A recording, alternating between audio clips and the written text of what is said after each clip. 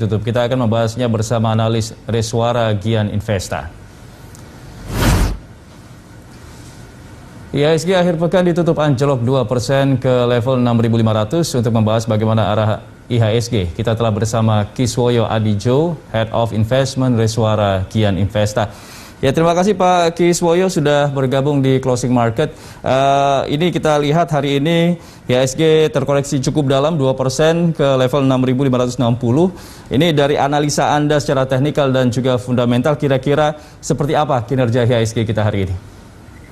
Kalau lihat fundamental sebenarnya tidak ada masalah, tapi kalau lihat teknikal ini saya share sedikit. Jadi ini memang kalau kita lihat secara historikal, di situ terlihat memang bulan November ini adalah bulannya rentan bagi IHSG untuk merah ya di sini. Ini terlihat, jadi kalau IHSG di bulan ini tutupnya merah, artinya masih ada minggu depan hari Senin dan Selasa, itu adalah masih hal yang wajar.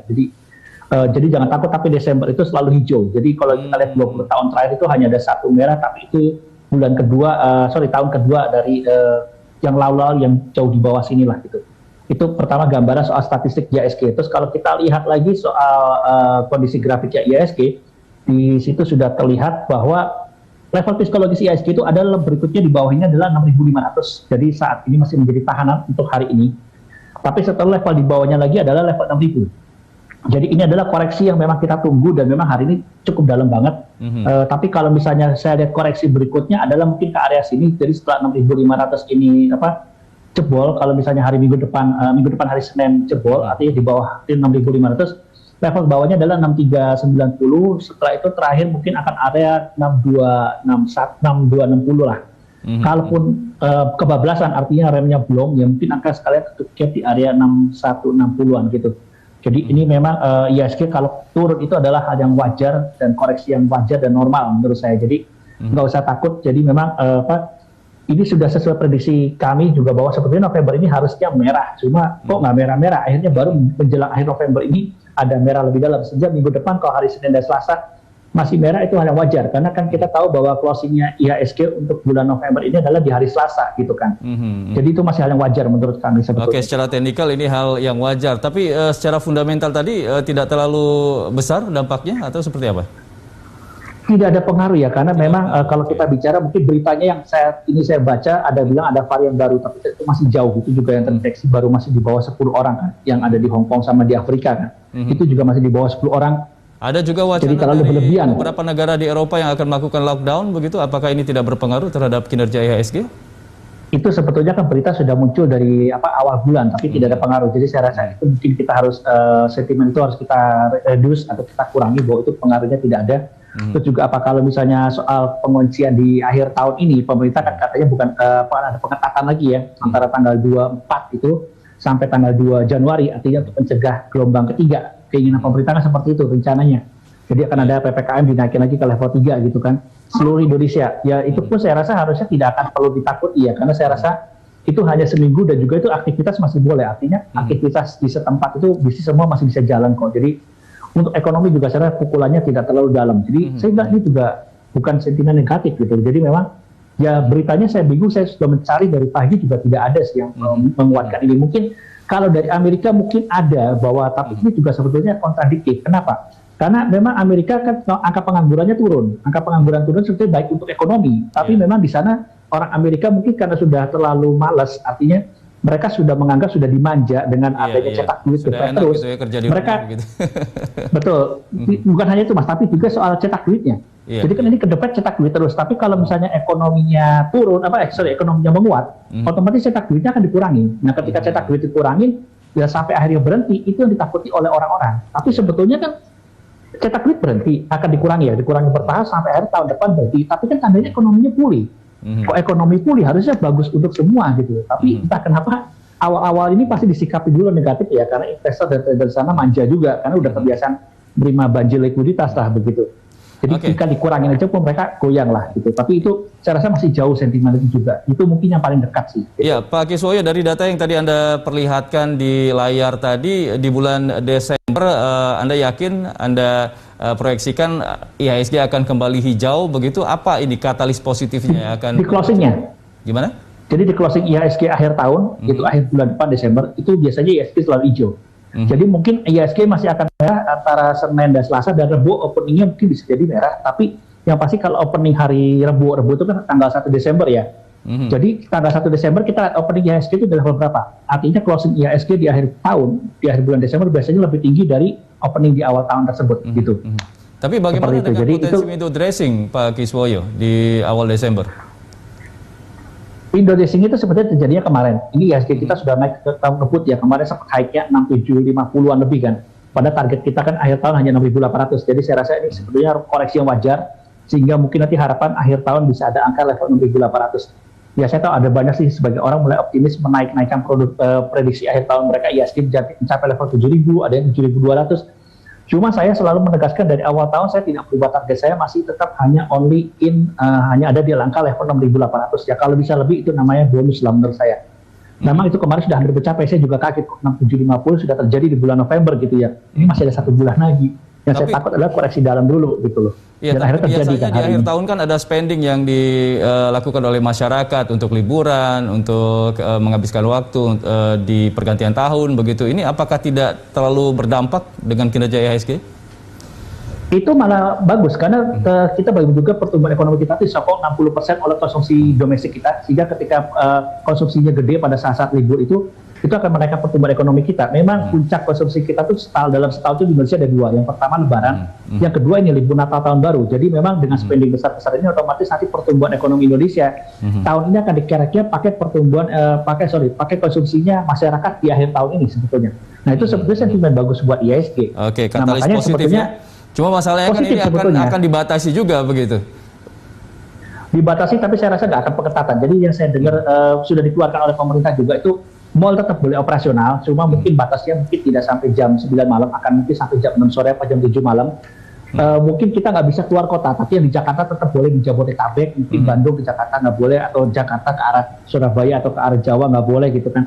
Jadi setempat masih boleh buka gitu Mas, cuma mereka aturannya lebih ketat, mungkin jam buka mallnya dikurangi gitu kan, seperti itu sih. Okay. Ya kayak kurang lebih kayak sekarang lah, gitu, gak ada masalah sih saya lihat. Oke, walaupun levelnya ditingkatkan ya. Baik, untuk kinerja IHSG ini dampak pelemahan rupiah dan juga koreksi harga minyak seperti apa dampaknya, Mas? Sebetulnya nggak ada koreksi harga minyak itu kan sebetulnya gini, itu kan saya selalu katakan bahwa waktu harga minyak naik tinggi, saya bilang ini kayaknya nanti setelah musim dingin, artinya setelah bulan Desember itu harga komoditas energi terutama pasti akan turun. Karena kita tahu energi utama itu minyak dan gas. Minyak dan gas itu kan memang produsen utamanya ada Arab Saudi dan Rusia dan Amerika. Memang Rusia dan Arab Saudi kemarin belum mau menaikkan produksi mereka OPEC+. Tapi Amerika kan jangan lupa, Amerika juga produsen minyak juga. Mereka juga kerjasama dengan beberapa negara lain untuk melepaskan cadangan minyak mereka dulu untuk mengurangi tekanan harga. Karena bagaimana juga ini menjelang bulan Desember musim dingin, kalau sampai harga naik itu mereka juga takut panik ya. Beda kalau bensin di kita Indonesia kan di fix. Di sana tuh harga bensin eceran di masyarakat itu naik turun mengikuti harga minyak dunia, sehingga memang di sana otomatis akan memuncak ekonominya sedang melaju, apalagi sebagian Eropa akan lockdown juga kan. Nah itu mereka otomatis setelah pasokan minyaknya bertambah, harga minyak dan gas akan turun, harga batu bara juga akan turun, itu hal yang wajar sebetulnya. Gitu. Oke, nah seperti apa selera resiko investor dan apakah mungkin akan terjadi rotasi aset menjelang akhir tahun ini, Pak Kiswoyo? Sebetulnya enggak, malah ini kemarin-kemarin kan kita mungkin masih banyak yang merasa ketinggalan kereta, waduh gila buciknya naik tinggi, saya belum beli. Nah ini sebetulnya masa-masa koreksi kayak hari ini, itu kayak Astra Internasional bisa turun di bawah 6.000 ya, ada angka 5.900 itu momen bagus untuk beli. BRI di bawah 4.200 itu momen juga untuk beli. Jadi kalau ini boleh saya share lagi sedikit chartnya di sini. Ini kita langsung ke sahamnya. Jadi kalau kita tahu Astra Internasional, di sini Astra. Oke.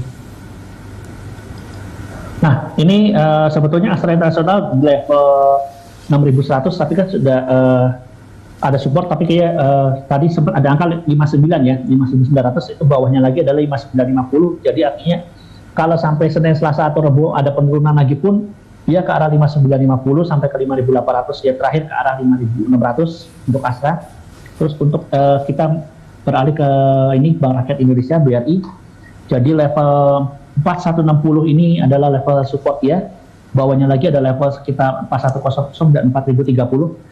Jangan lupa BRI dan BCA ini adalah penggerak IHSG paling besar di IHSG. Jadi bobotnya sekitar 9% untuk BRI, 9% untuk BCA. Astra Internasional sekitar 3% sampai 5%-an. Tapi kalau kita lihat BCA-nya juga ini menarik ya. Nah ini BCA level pertama adalah 7300. Kalau ini tembus ya bawahnya lagi ada 7240, terus 7165 terakhir 7000. Jadi ini momen untuk beli BCA, BRI, Astra. Untuk Telkom hari ini yang mungkin masih hijau ya, jadi agak sulit untuk menahan untuk Telkom. Tapi ada, jangan lupa ada dua bank lainnya, itu pertama Bank Mandiri. Bank Mandiri ini kita bisa tunggu di area 7100, 7050, 6920 sama 6850. Terus untuk Bank Negara Indonesia BBNI, ini kodenya di sini ya, BBNI itu bisa sampai area 69-an, terus bawahnya lagi 6750, 6600 sampai 6500 dan terakhir 6370. Jadi ini sebetulnya momen tepat untuk membeli saham-saham blue chip menggerak IHSG. Karena nanti kalau saya lihat, kalau misalnya bulan ini November ini adalah kita merah, bulan Desember hijau, itu kayaknya bulan Januari Februari kita masih rally-nya masih berlanjut, sehingga IHSG mungkin di bulan Januari Februari mungkin bisa area sekitar 7.000-an menurut prediksi kami gitu. Jadi ini rally-nya panjang, Desember jangan dijual dulu gitu saham-saham blue chip yang kita beli. Oke, nah untuk saham-saham blue chip yang masih bisa direkomendasikan dan masih prospek untuk sampai dengan akhir tahun nanti dari Reswara Gian Investa apa saja nih kira-kira? Itu yang tadi saya sebutkan dari BCA, terus ada BRI, ada BBNI, ada Mandiri, ada lebih ke perbankan begitu ya artinya. Kalau di sektor lain? Ya itu ada Astra Internasional sama PT Telkom. Cuma untuk PT Telkom kita nunggu koreksi, kalau misalnya dia bisa ada koreksi di bawah 3.900, bisa 3.800, itu sangat menarik banget untuk dibeli sebetulnya gitu. Oke, jadi kita memang fokus adalah ke penggerak IHSG, kita fokusnya. Oke, di luar dari saham-saham blue chip kira-kira saham apa yang bisa menjadi rekomendasi dari Anda? Mungkin komoditas tambang untuk industri seperti nikel sama Inco sama Tins ya, Inco atau Vale Internasional, Tins Timah, itu mereka berdua memang hari ini juga ikut turun dalam. Itu menarik karena sebetulnya harga timah dunia dan komoditas nikel dunia itu saya rasa masih tetap tinggi sampai tahun depan. Karena jangan lupa itu Amerika Serikat sudah akan mengucurkan anggaran untuk membangun infrastruktur 1,2 triliun US dollar itu sampai akhir tahun depan. Itu masih membutuhkan komoditas-komoditas metal ya gitu. Jadi itu timah dan nikel itu otomatis pasti akan tinggi, sehingga kalau ada koreksi seperti ini momen tepat juga bagi kita untuk membeli selain blue chip tadi sih, seperti itu. Oke, saham perbankan, otomotif dan juga tentunya di pertambangan begitu ya. Nah, kira-kira sama CPO, ada CPO juga bisa. Iya, LSIF dan TAPG gitu. Oke. Nah, untuk Senin nanti seperti apa kira-kira prediksi Anda untuk pergerakan IHSG kita? Untuk Senin saya lihat kalau misalnya masih merah itu hal yang wajar. Jadi seperti tadi saya gambarkan di grafik. Jadi kalau misalnya level 6.500 tembus, level psikologis itu tembus, itu hal yang wajar. Itu bisa turun tadi saya lihat sampai 6.200. Paling low-nya harusnya 6.260. Ya, atau 6.250 lah, garis tengah antara level 6.500 dan 6.000 kan garis tengahnya 6.250. Mungkin akan ada bottoming di situlah, harusnya sih tidak tembus ke bawah lagi gitu. Ya syukur-syukur kalau sampai tembus di bawah 6.500 terus langsung buru-buru berbalik lagi naik ke atas. Tapi mungkin kalaupun turunan dalam, intinya jangan takut untuk membeli karena Senin Selasa kayaknya masih akan turun. Rebo pagi mungkin masih akan turun karena itu buat opening bulan Desember, karena akhir bulan Desember harus lebih tinggi daripada tanggal 1 Desember itu. Artinya di bulan Desember bisa tembus ke 6.800 atau bahkan 7.000 begitu prediksi Anda? Saya sih hanya memprediksi 6.800 Pak. Mungkin banyak orang yang sudah menaikkan prediksi. Yang lain sudah menaikkan 7.000, saya nggak 6.800. Ya, baik, terima kasih banyak Pak Kiswoyo sudah memberikan analisanya di closing market. Selamat kembali beraktivitas. Ya Mirsa, demikian tadi